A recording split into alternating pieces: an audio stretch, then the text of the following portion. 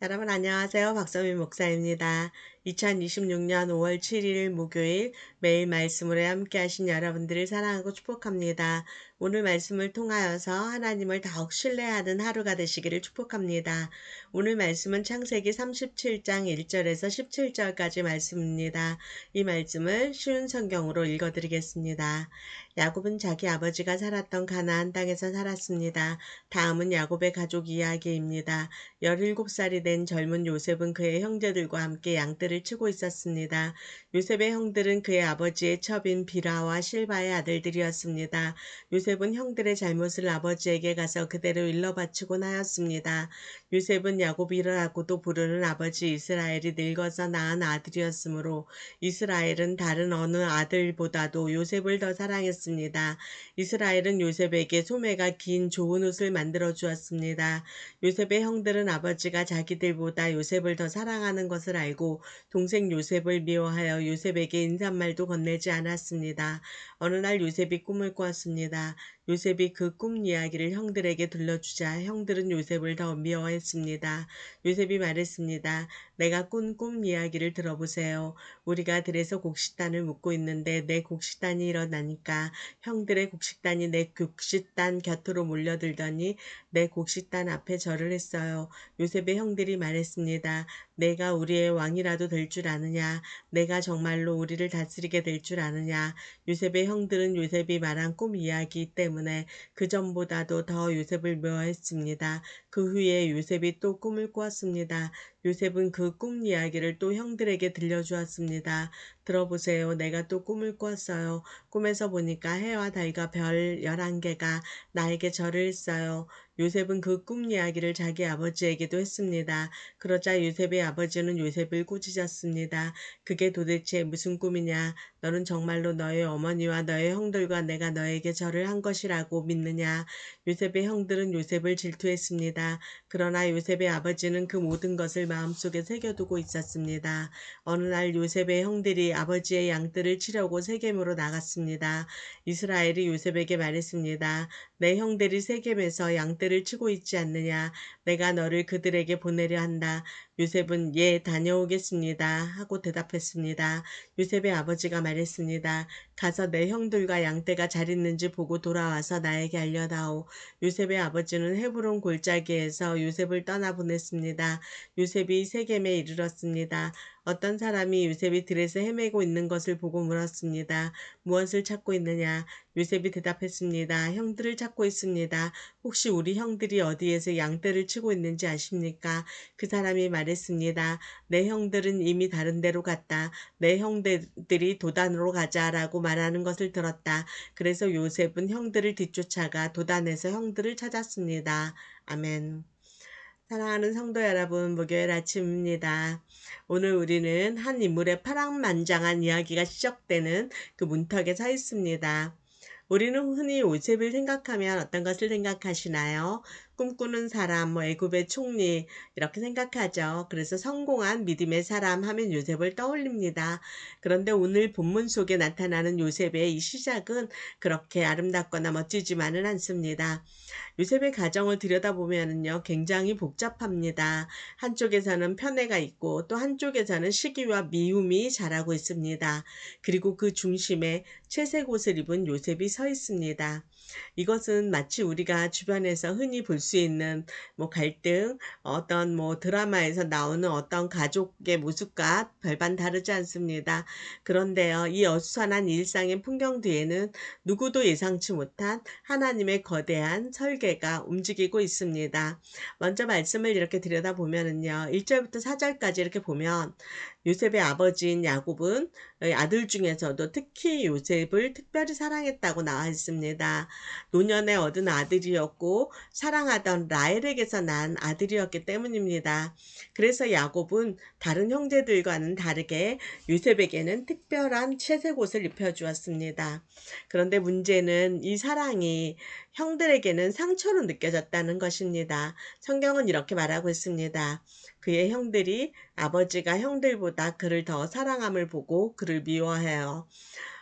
사랑하는 성도 여러분, 사람의 사랑은 이런 것 같아요. 때때로 참 서툴다고 생각이 됩니다. 누군가를 정말 내가 사랑하기 때문에 사랑하고 싶고 내가 나에게 있는 걸 더 좋은 걸 주고 싶고 그런 게 사람의 사랑이잖아요. 그런데 내가 누군가를 사랑하는 마음이 다른 누군가에게는 소외감이 되기도 한다는 것입니다. 우리가 가정에서도 그렇고 교회 공동체 안에서도 그렇고 우리의 인간관계 속에서도 그렇습니다. 왜 나는 저 사람만큼 사랑받지 못하는 것 같지? 왜 저 사람만 특별해 보이지? 이런 생각이 들 수도 있는 거죠. 그렇게 되면 마음속에서 어느덧 비교와 서운함이 자라나기 시작합니다. 여러분, 오늘 여러분들께서 누군가를 향한 또 그 호의나 사랑의 행동이 혹시 다른 사람들에게 소외감을 주고 있지는 않나요? 이것을 한번 우리가 세심하게 살펴보는 하루가 되면 좋을 것 같습니다. 사랑이 나쁜 것은 아닌데요. 사람의 사랑은 불완전하기 때문에 이런 부작용이 따라오는 것 같습니다. 그런데 오늘 본문이 우리에게 보여주는 거는요, 사람의 사랑이 이토록 불완전하다 이것만 보여주는 것이 아니고 사람의 불완전한 이 관계마저도 하나님께서 하나님의 뜻을 이루는 재료로 다 사용하신다는 것입니다. 그렇기 때문에 하나님은 우리의 모든 것을 다 사용하는 분이심을 믿으시기 바랍니다. 5절에서부터 11절까지 보면은요, 우리가 잘 아는 요셉의 꿈 이야기가 나오고 있습니다. 요셉이 꿈을 꾸죠. 형들의 곡식단이 자기 단한테 절을 하는 꿈을 꾸고요. 또 그 다음에 해와 달과 또 별이 자기에게 절하는 꿈을 꿉니다. 요셉은 이 꿈을 형들에게 막 자랑을 하고 이야기를 합니다. 그러니까 형들은 이 이야기를 듣고 더 화가 나는 거죠. 네가 진짜 우리 위에 있겠다는 거냐? 이런 생각이 들었겠죠. 사랑하는 성도 여러분, 꿈이라는 건 참 묘한 것 같습니다. 우리가 같은 꿈이어도 누군가에게는 굉장히 소망이 되지만 누군가에게는 이렇게 불편함이 되기도 하는 것입니다.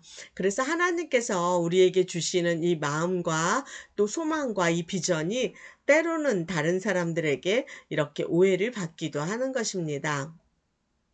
그런데요, 여기선 중요한 장면이 있습니다. 바로 11절 말씀입니다. 11절에 이렇게 나와 있어요. 그의 형들은 시기하되 그의 아버지는 그 말을 간직해 두었더라. 이렇게 말하고 있습니다. 여러분, 하나님께서 나에게 주시는 꿈과 소망과 비전이 있으십니까? 이것이 내가 또 그것을 받을 때 왜 가슴 뛰고 또 열정이 또 되살아오르고 그러지 않습니까? 그럴 때 모든 사람들은 이해하지 못한다 할지라도 하나님은 그 꿈을 잊지 않고 기억하고 계십니다. 우리 삶에도 그런 순간들이 많이 찾아오는 것 같습니다. 하나님이 주시는 마음이 있고 하나님이 주시는 사랑이 있는데 이것을 아무리 이야기해도 다른 사람들은 절대로 이해하지 못하는 거죠. 내가 기도하다가 생각나고 기도하다가 품는 그 소망이 있고 사랑이 있습니다. 그런데 이것이 현실과는 전혀 반대로 가는 것 같은 시간도 있습니다. 이렇게 우리는 그런 순간을 만나게 되면은요, 우리의 그 꿈과 소망은 흔들리게 되는 것입니다.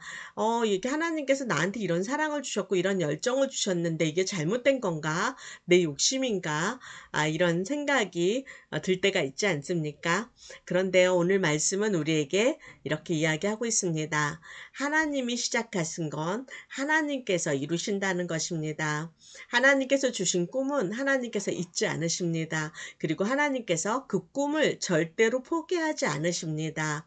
그렇기 때문에 여러분 마음에 혹시 하나님이 심어주신 그 꿈이 있거나 소망이 있다면 여러분 그것을 감사하게 받으십시오. 그리고 주변의 반응에 일희일비하지 마십시오.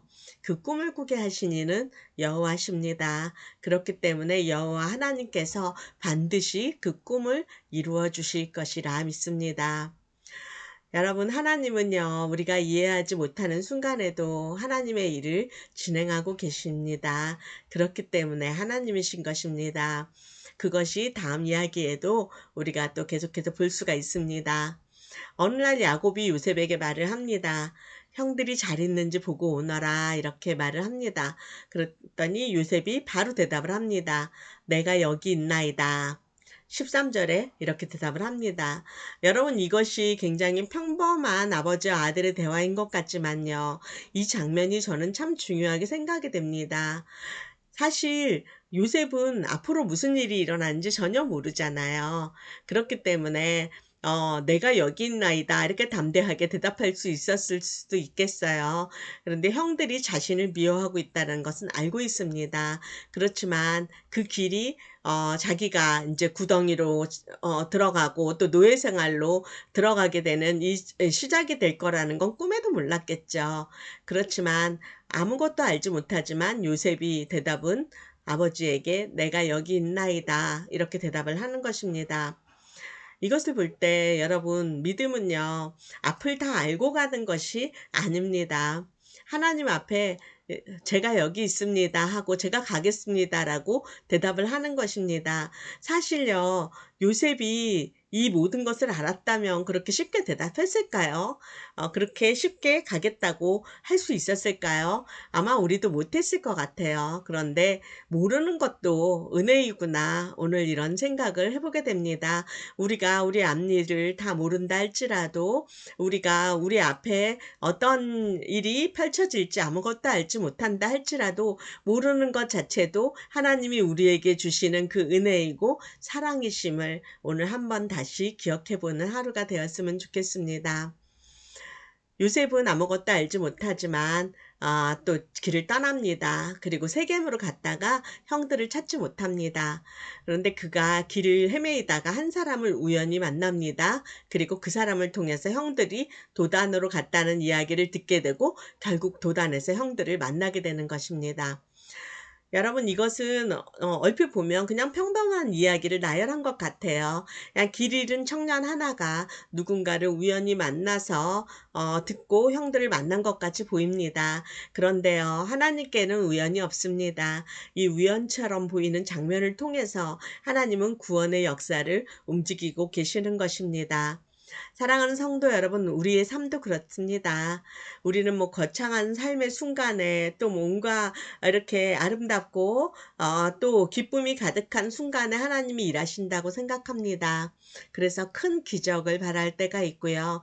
분명하고 선명한 응답을 기대할 때가 있고요. 나에게 뭔가 엄청난 변화가 일어나는 것을 하나님이 일하시는 것이라고 생각돼서 우리가 주목하고 있을 수도 있습니다. 그런데요, 하나님은 의외로 아주 평범한 하루 속에서 일하신다는 것입니다. 내가 심부름 가는 길, 또 길을 헤매는 이런 순간들, 또 우연히 만난 사람과의 대화, 하나님은 이 평범한 모든 순간들을 사용하셔서 우리 삶을 이끌어 가고 계십니다. 그래서 때로는 지금 내가 걷고 있는 길이 별 의미가 없어 보이기도 하고요.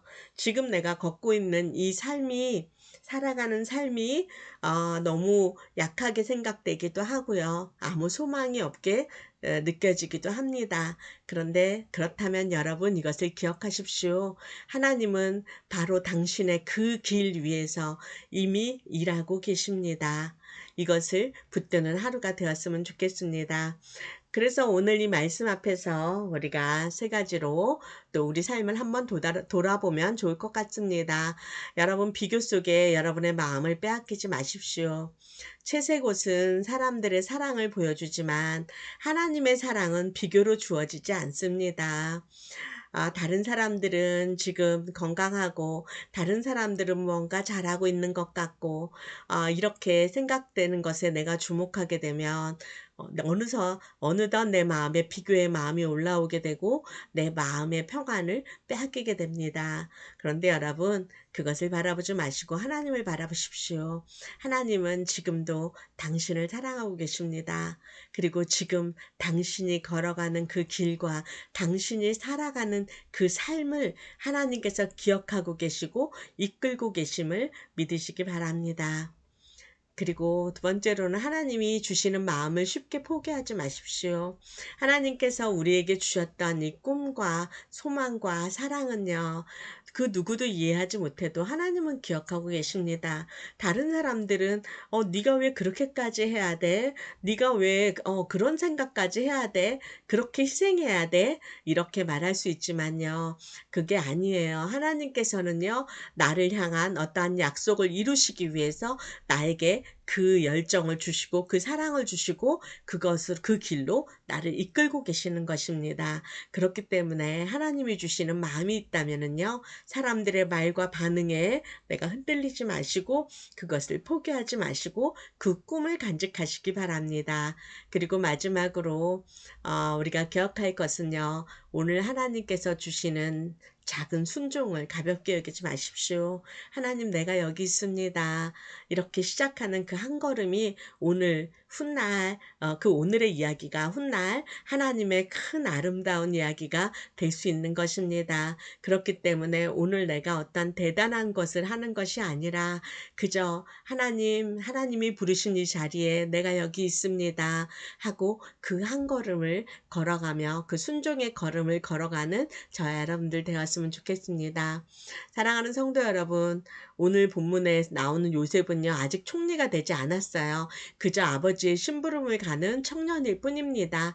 그런데 하나님은 이 평범한 하루를 통해서 하나님의 거대한 구원 이야기를 시작하고 계시는 것입니다. 그렇기 때문에 오늘 우리에게 주어진 하루도 겉보기에는 너무 평범할 수 있습니다. 겉보기에는 아무 일도 일어나지 않을 것 같고 너무 약하게 시작되는 하루일 수도 있습니다. 반복되는 일상일 수도 있고 익숙한 관계일 수도 있고 여전히 내 앞에 주어진 고민일 수도 있습니다. 그런데요, 여러분 기억하십시오. 하나님은 오늘도 그 평범한 하루 속에서 일하고 계십니다. 그렇기 때문에 오늘 우리의 이 평범한 하루를 특별하게 이루실 그 하나님을 신실하신 하나님을 신뢰하면서 오늘 하루도 기쁨으로 힘차게 살아내는 저와 여러분들 되시기를 축복합니다. 함께 기도하겠습니다. 사랑의 하나님 감사합니다. 오늘도 말씀으로 우리의 마음과 생각과 감정과 육체를 붙들어 주시는 주님을 찬양합니다. 우리는 종종 이렇게 평범한 하루 속에서 하나님의 일하심을 발견하지 못합니다. 그렇기 때문에 마음이 흔들릴 수 있습니다. 그런데 하나님, 오늘 이 말씀을 통해서 우리가 작은 순종의 걸음을 걷겠습니다. 그 길을 통하여서 하나님의 일하심을 보게 하십시오. 비록 지금은 채색옷이 벗겨지는 것 같은 아픔이 있을지라도 결국 선을 이루시는 하나님을 바라보며 담대히 걷는 우리가 되기를 소망합니다. 하나님 우리 손을 꼭 붙잡아 주십시오. 감사드리며 예수 그리스도의 이름으로 기도드립니다. 아멘.